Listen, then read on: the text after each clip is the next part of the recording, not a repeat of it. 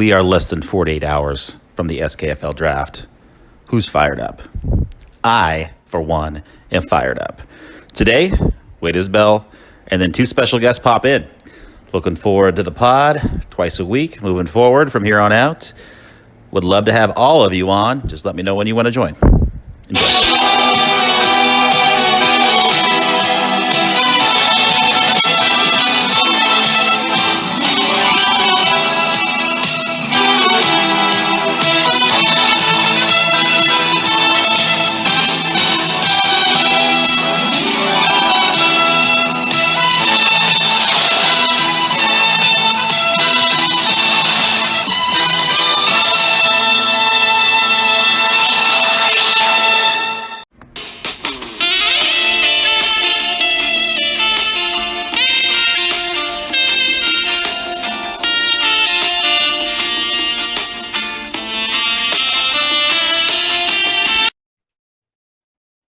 The champ is back. I got to ask first off, before we get into talking about keepers and the draft coming up here in 2 days, less than 48 hours, the video, how much time, give or take? I'm guessing 6 hours of time went into that. What would you say? Because it was not low production. Like I can throw together with some pictures and some music, a nice video in probably like 5 minutes. That was not a 5-minute video. Yeah, I try not to half-ass anything. It's full ass or no ass. So I think that's probably about right. You know, for someone who knew what they were doing, it probably could have been half that easy, but there was a lot of trial and error, and I'd never done any audio sort of filtering and like pitch changes and that kind of stuff. So had to do a little research on how to effectuate that. So yeah, that's probably about right, about probably 5-6 hours. I know downloading those, getting those clips organized, finding it the way you want to do it, chopping them up the way you want. The voice thing I've never done before. So I'm curious, maybe for a future pod, I'll modulate my voice and deeper or something like that. But I was pretty impressed with that. Now, obviously Sunday, big keeper day. You know, it went pretty much chalk from my point of view. There were some where I kind of side-eyed a couple of them, but really wasn't upset about or like just like, oh, dismayed that somebody didn't keep somebody. What were your kind of initial thoughts? Yeah, a little bit of the same. I think even though Jeff Taggart had said he was going to keep Gabe Davis, it surprised me a little bit just because, you know, I mean, he's obviously got the potential to just explode. Everybody saw what he did in that playoff game. But, I mean, last 2 years, 35 catches for 550, 600 yards, and great keeper value. So if he does do what some people are projecting, then you've got like a legit weapon on your hands for years at cheap. But, you know, having Kirk Cousins as an 8, having Dalvin Cook, you know, kind of throwing those guys back for a little bit of a gamble. That one, you know, surprised me a little bit just because, you know, Jeff has had Cook and that's been part of his success. I think Blake letting Russ go, he kind of had that tough decision of, do I keep Russ? Do I keep Adams? You know, I got the sense he wanted to keep ETN, probably for similar reasons that Jeff wanted to keep Gabe Davis. Just tremendous value. And if the guy does what people thought he would do or can do, then, you know, that's a pretty tremendous value there. But that one surprised me a little bit just because, you know, I mean, you had it last year with, I think, Carr, Ryan, and Mac Jones. You know, you had 3 QBs, but you never knew which 2 to start on any given week. And so, you know, for Blake, when he came into the league, he had Russ, then he got Herbert. And so, I mean, that was very little thinking involved as to what quarterbacks to start there. So yeah, they'll be thinking this year, which is good news for the league, I think. Sorry. Yeah. Shots fired early. Okay. Yeah, so I'll kind of agree with you on Jeff. Gabe Davis did not shock me. I was like, okay, I get it. He could be wide receiver 2 there underneath a high power offense. That's obviously in play, but I don't think he's ever even. How many catches did he have last year? Like 35, 40? 35, each of the first 2 years. So it's kind of and when you have, I really like Cousins. I think he was an 8. I don't think he's going to get. I think he's going to get drafted ahead of that this year. Would be my guess. Yeah, I'd be But surprised if he lasts much past half that. I mean, that's if he sees the 5th, I'd be pretty excited to draft him in the 5th. But or would I? I mean, we could be throwing smoke here, guys. Who knows? I mean, this whole podcast could be a sham. Casey's, I think you called all 4 of these when we talked about a week and a half or so ago. This one, Ian got Kelsey in the trade, which is a pretty savvy move by him. Just gave up a 12 for a guy that I wasn't going to keep, and he essentially keeps him as a 4. So that's a good owner move by Schaefer. We'll come back to Keenan because a lot to be said there. Although we'll come back to it. We won't get into litigate that now. Coming down here. How about the Knox? I mean, aside from your team, and you called yours, so no shock here. And I don't think anybody would bat an eye at those 4 keepers. How about your division? Anything stand out other than what we talked about Blake? I mean, not really. To me, that it kind of went as I would have expected. I think, I would have, if I had any of Musa or Kinney, either of their rosters, I would have chose the exact same guys. So what's Ian missing here? He's got 2 Mike Williams. Javonte is Javonte, he's there. All right, Ian. Williams, got it. Cool. But I would agree. This is okay, this is exactly what when I was doing my mock drafts keepers, that's exactly what I had as well. And then the Pinella likes to throw curveballs. We like to trade. We like to miss drafts. You just don't know what the fuck's going on in the Pinella. We like to eat. There's some people who like to eat in the Pinella. Nothing wrong with eating. You got to do it to stay alive. Any thoughts from the Pinella? I think maybe Jeff, I think he thought I was going to keep Pitts. I think he made a comment in the thread, which isn't crazy talk. He's a keepable guy, maybe not as a 2, but you could make that argument. Any thoughts on the Pinella? So I thought AJ was pretty straightforward. I shouldn't be surprised that Randy used 3 of his 4 keepers on Eagles. I can't believe it was 4. I thought Miles Sanders is a 2. Sounds like value to me. Right. Yeah. I thought AJ Dillon was the only one I kind of felt like he had the potential to maybe screw up and let him kind of float back out there. But I thought that was probably one of his best decisions. I do too. Musa threw shade at it on the thread, but I thought it was a pretty good keeper. Yeah, it's still just a little bit of concern about, and we talked about it in the last pod, that we just don't like Hurts as an NFL quarterback. So keeping 2 receivers, for a quarterback who's really good at running the ball and questionable with the arm. Good fantasy quarterback, but in practical reality for the Eagles, is he going to be delivering dimes to Smith and Brown all year? I mean, it stretches my imagination a little bit. Right. So I think that kind of caps your upside when you've got, those 3 guys and the 2 receivers being dependent on a quarterback that, that's a lot of keeper value. But, if something goes wrong there or they have a down week, it's going to be pretty easy to beat Randy those weeks. So that one, it was a little bit surprising, like maybe Ertz in the 17th with Hopkins being suspended for the first bit. Hollywood, has a hamstring or a quad pop up here and there. It just seems like that would have been a, pretty reliable tight end 1 type of option for him. Someone who's going to finish probably in the top 12 if he plays most of the season. And I think he had Ertz as a 17. So that would have been maybe one that you do a little different and let one of those Eagle receivers go back. I kind of had you keeping Pitts also, but then when you made the trade to get rid of Kelsey, sort of that question, I questioned it a little bit just in terms of, okay, well, maybe he's not playing that. Maybe he wants the 2nd round pick. And so, I get it. Those all three, we know what Cup is, but Higgins and Pittman could easily finish as like back end wide receiver one type. So, kind of going into the draft with a really strong position group there is never a bad thing. A safe play. Yeah. It was a high floor play.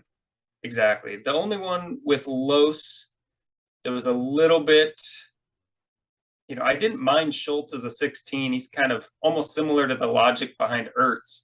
Like someone has to catch passes in that offense, other than CeeDee Lamb and the running backs. And so Schultz seemed like pretty good value for 16.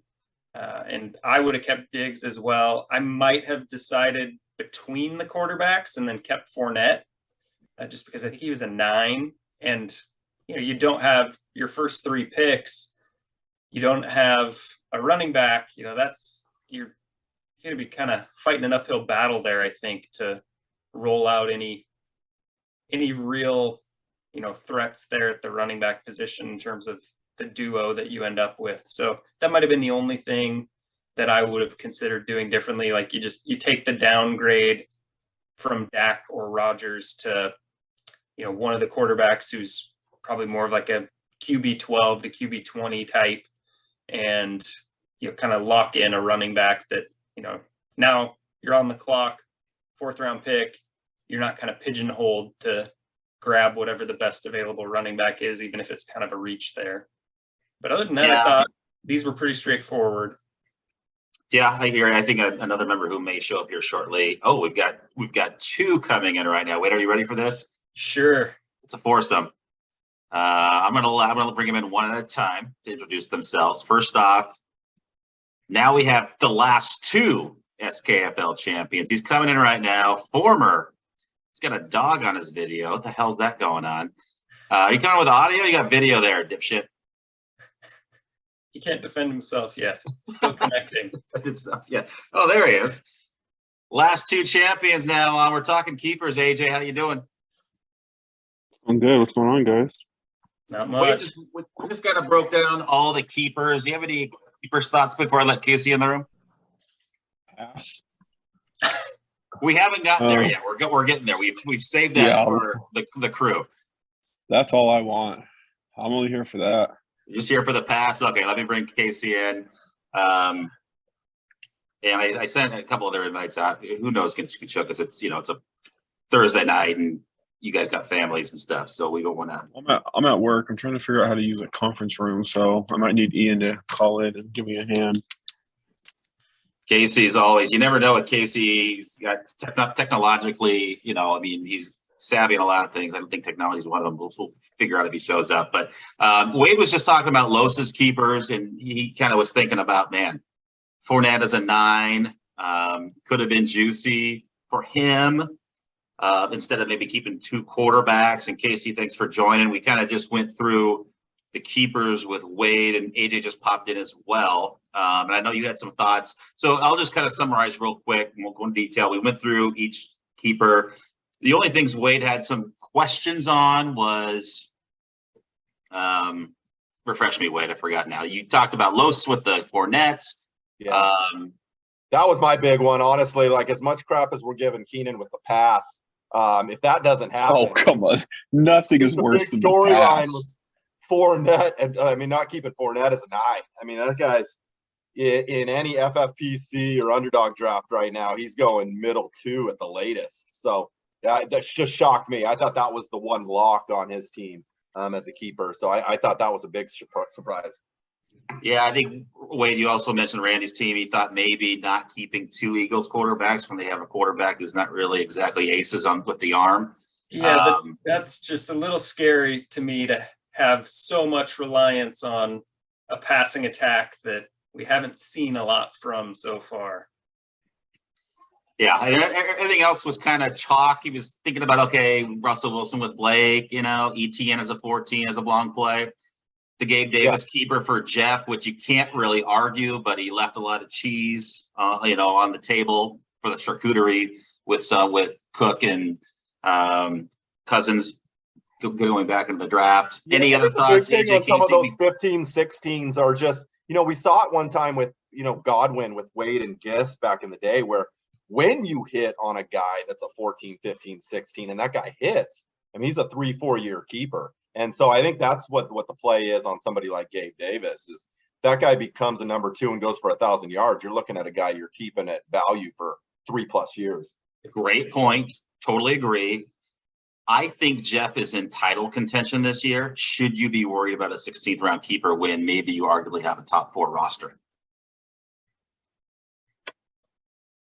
Yeah, I mean, the fact that he's still got his 1, 2, 3, I mean, looking at what's going to be available, he's going to replace those guys that he let go with very replaceable kind of stud level value. So I don't argue with that at all. Okay, so let's just listen. Pass. You guys want to keep it going for the whole year? Whatever. I think we should The bury whole it year? tonight.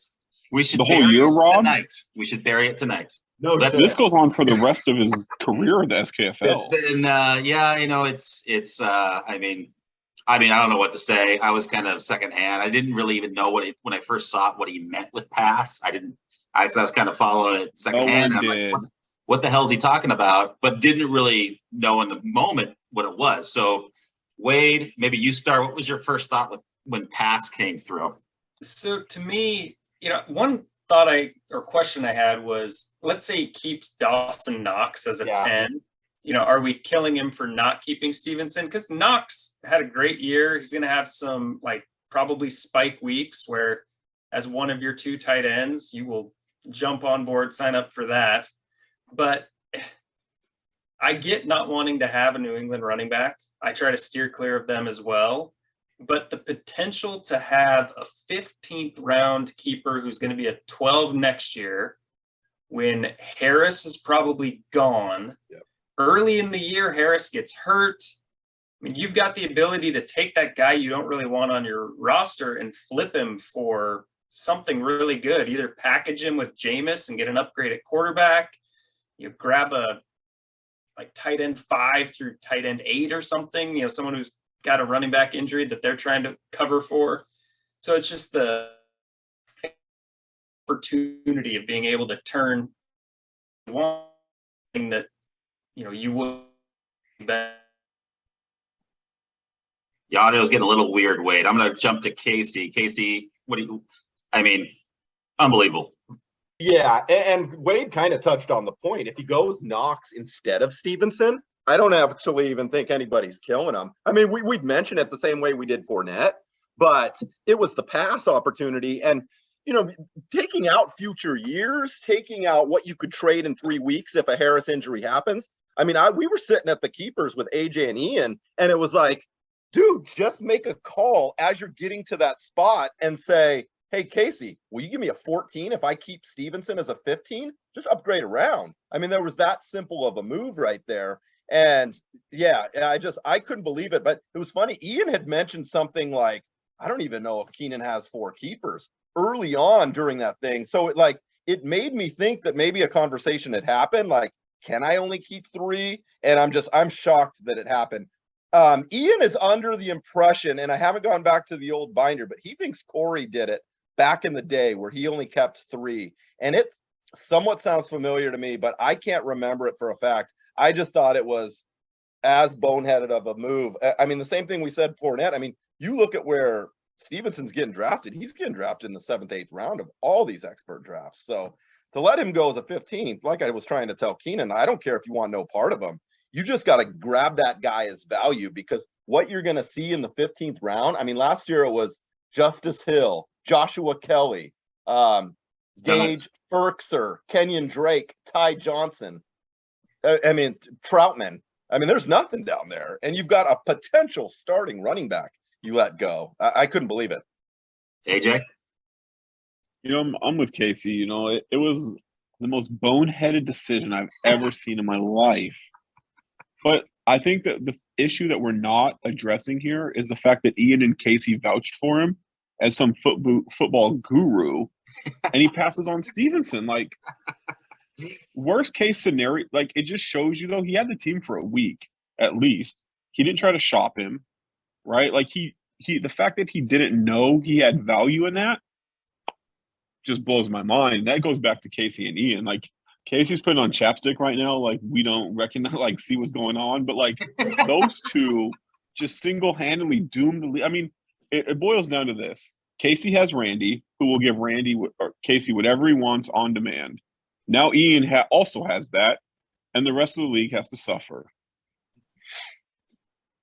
Yeah, I will say it. I don't know. I'd be curious to know what conversations he had going into that week about adding a keeper, because we talked about it. Wade mentioned it on the original pod that, he needed help. He needed to get some guys. So, I didn't really have much conversation with him, but I wonder, I mean, we saw the trades that happened. They were all going to Rob for 12s. He could have gotten somebody as a keeper. He could have got Kelsey for a 12. Yep. Yeah. He could have got my 13. Probably I would have did my 12. Rob, let's rewind a little bit. Worst case scenario, everyone already went through. You're sitting there, you're like, oh shit, I don't have a fourth keeper. I'm about to pass. Hey, AJ, what would you give me for anybody on my roster? Yeah. Because I was the only one available at that point to make a trade. Worst case, you just say, hey, AJ, what would you give me for anyone on my roster? Okay, I'll take it. And then you move on. Would he have the wherewithal in this league knowledge to even understand the rule, though, to do that? Well, that goes back to Ian and Casey, right? It goes back to Ian for sure. I mean, that was the thing. And Casey, because Casey vouched for him. Go back. I got text messages where Casey hyped him as the next Matthew Berry. Like, this is bad. This is worse than that thing sitting on Wade's shoulder. Bad. Wait till you see it in person. I don't even know what it is. Like, it looks like RoboCop over there, but it's bad. The league should, and then there's more to the story. It'll come out later in my memoir, but not the three keepers alone is only going to get worse once I tell the full story. Well, we cannot wait. I wonder who's going to publish that memoir. It'll probably be somewhere on Amazon here in the next few months. Can't wait to see it, AJ. You have a working title? Huh? You have a working title for that memoir? Everyone's available. Okay. Well, Casey, I don't know if you have time to participate in a short little 2-round mock. Or AJ, if you guys want to hang around for that, you certainly can. But so what I did, really just kind of kick this off, is I went to fantasypros.com. I took Rob, real quick. Yeah, go ahead. Can I just throw my proposal out there to the league about? I've talked to the majority of the league about the commissioners. The floor is yours. Just give me 3 minutes to talk pods. We have to break up the good old boys club of Jeff, Ian, and Casey. They're killing the league. We got a guy that has no idea what's going on in football now in the league because of those three. We should have one commissioner from each division. The divisions decide who their commissioner is, and that's that. Get rid of Jeff, get rid of Casey, get rid of Ian. They can pick one, and we have equal representation throughout the whole league. No more good old boy club. That's all I wanted to say. We should vote on it at the draft. The majority of the owners are already said they'd vote yes, including Ian, for the record. For the record, you realize Randy's already a commissioner and Jeffrey isn't, right? Okay, so Ian's group text that says SKFL commissioners plus Jeff without Randy in it tells me that Randy is not a commissioner. Randy was in the original text thread, but remember he got a new phone. That's why he had to re-get on the main app. So he pulled out of that. And you guys did not re-add him, which then shows me that he is not a commissioner. That commish thread hasn't happened. Okay, so show me the text. But anyways, I would like to know what you think the responsibilities of the commish of the SKFL are. Sabotage the league, apparently. That's all I've ever seen a commish do. So that's what you want? No, that's what I want to stop. I'm saying Ian, and Jeff sabotage it. Are. The money, the website, owners. And those are getting sabotaged, the money and the website. Yeah. The second Keenan got in, it was done. You guys lost all credibility. If you guys aren't doing anything shady, then why do you care? That's what I want to know. So Casey's on record. AJ, I'll be honest with you. Casey brought up two really good points there. I think your rebuttal was probably, Oregon-esque 2016. Well, I mean, I could keep going, but I'm at work. I don't have, I got a meeting I got to host in 20 minutes. The point is, if there's nothing shady going on, why does Casey care if two other people get added? Casey? We didn't when we agreed to go to 3 people after I was a commish solo for 10 years. So you don't care if each division has their own. Casey's on record saying he supports the idea. Is that what you're telling me? No, I need to hear more because you haven't made a good case or argument for it at this point. Instead of having you, Ian, and Jeff, it would be Rob, you, and Wade. Or Los, Jeff, and Blake. Yeah, I mean, that's just a change to make a change, which if you feel like that is a good direction at this point, you're basically just astericking Wade's title, which that's what I'm getting from this entire conversation right now, AJ. So Casey is on record supporting the idea. Nothing. If it doesn't change anything, you're on record supporting it, is what you're telling me. All right, it's out there. We'll table it for now. AJ, if you want to forum for a longer pod, we'll certainly give it to you. We'll have AJ and Casey do point counterpoint. Casey just came on. Casey just came on and agreed to it. So I'm good. Listen, we lost Yusuf to get rid of these bullshit things that take an hour pre-draft, AJ. We don't need you taking his place. Wade, do you agree that the tight end thing was passed fairly? Yes or no? You don't have to answer that. This is an AJism. He'll ask. No, I already talked to Wade. Wade agrees. Okay, all right, Wade. I'll let you. Floor is yours. You're the champ. Yeah, I mean, I don't know about fairly. I was in favor of getting rid of kickers and defenses any means necessary. So I was a proponent of the change, but I don't know. I feel like we've always struggled to. We don't have a documented process, it doesn't feel like, for how we get changes like officially on the table for a group vote.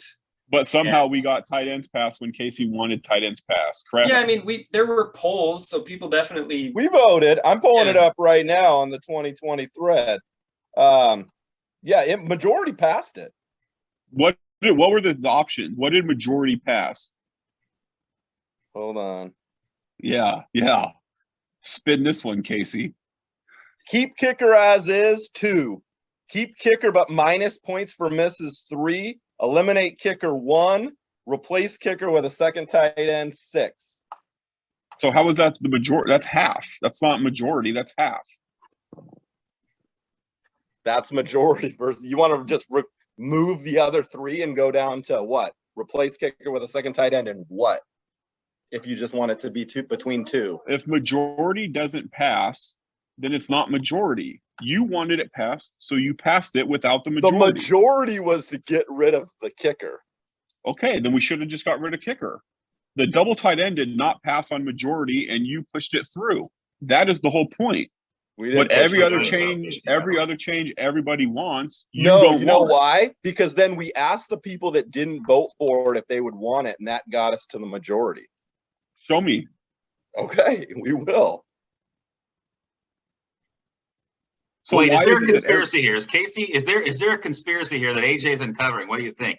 I don't think so. I think Casey's on the up and up here, but yeah, we know how AJ is.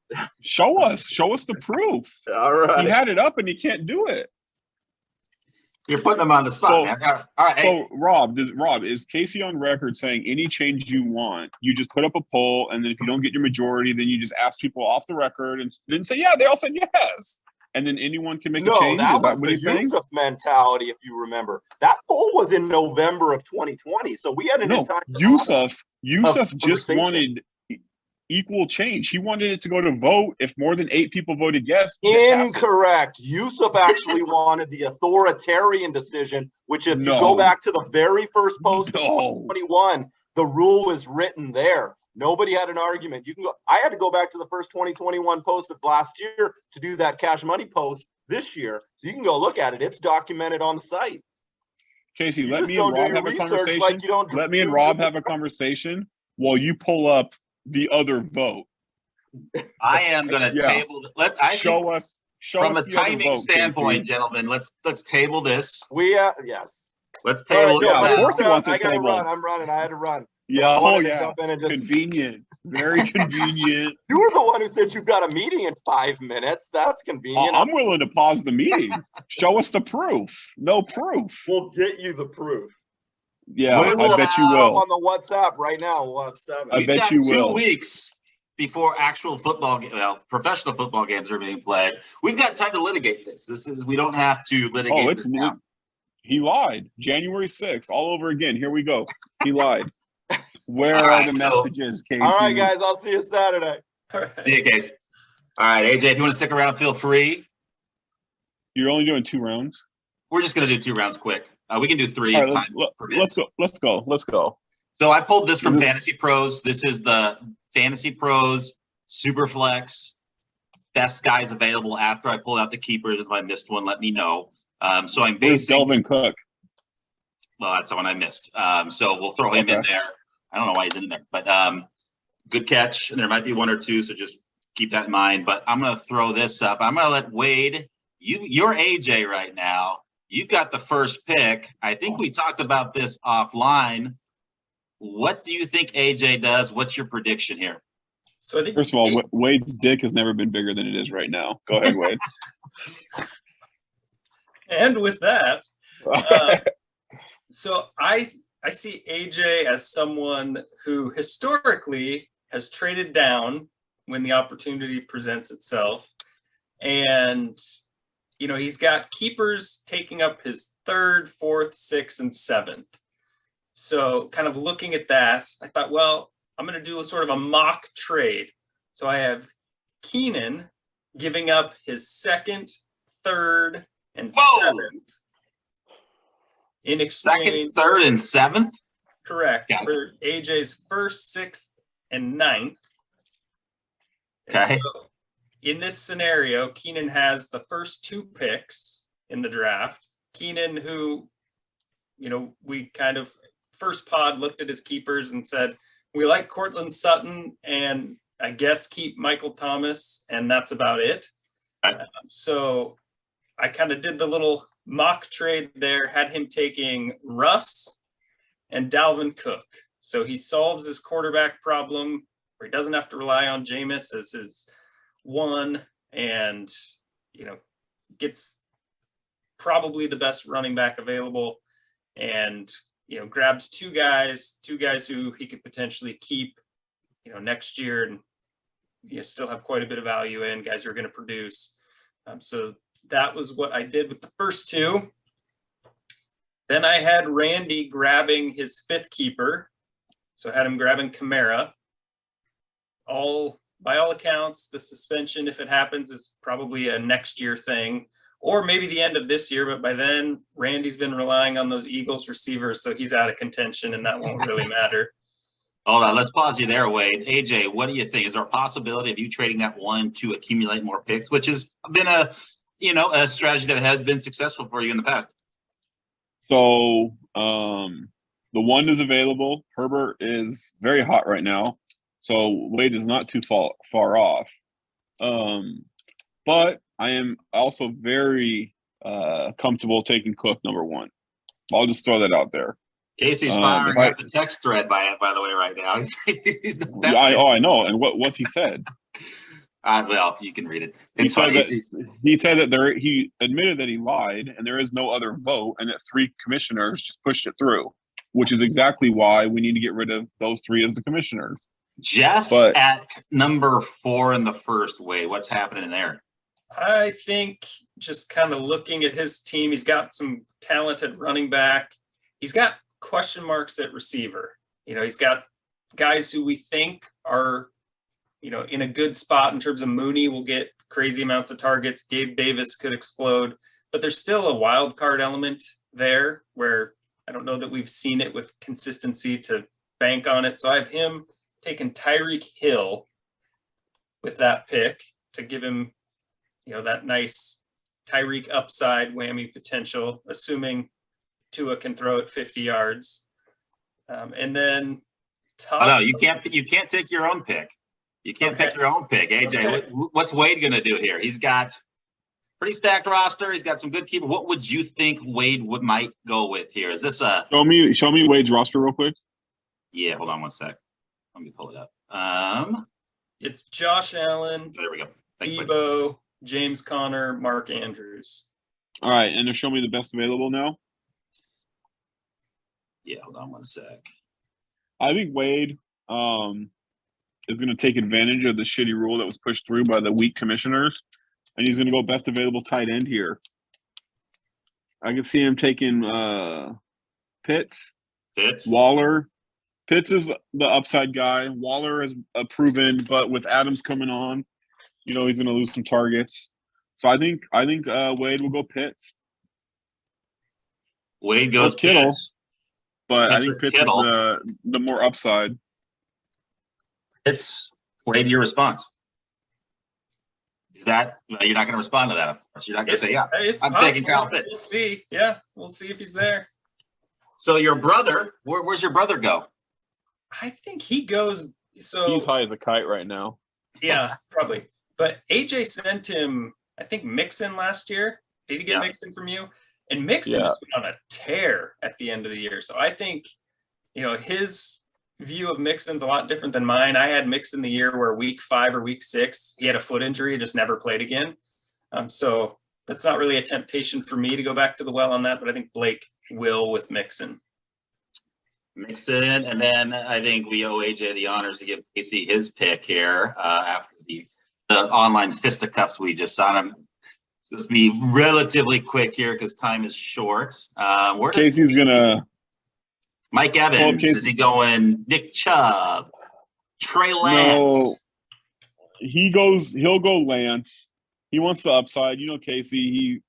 Casey's whole dynasty was built on weak owners and Breeze and Jimmy Graham. So he's going to try to recreate that somehow with Trey Lance, and we'll see what happens there. All right, Wade, what does Jeff do after Lance is off the board? Well, he's got a need at quarterback, so I think he probably looks best available there, which, if I'm correct, would probably be Matt Stafford. Probably would be Matt Stafford or Cousins, maybe, but goes back to the bad elbow, whatever. He's going Matt Stafford. As the guy who had the most points last year and also had the most points against last year and still didn't win the title, what does Rob do at this position? What does Rockford do here? What kind of scraps is he able to pick up? I mean, scraps is probably the right word. I think question marks present. You've got 3 really good receiving options. Obviously, you can grab a 4th, but you've got Taylor and nothing else. I don't know that Kittle or Waller here. You liked having your tight end, so maybe one of those guys. But I actually had you taking a risk on an injury-prone guy with tremendous upside and picking Saquon at that spot. Barkley. Okay, so I'm running short on time before this thing kicks me out. So just really quick here. You have these ready to go? Yep. Maybe you just fire them off and go for it. So for Kenny, I had him picking Fournette. Julio Jones.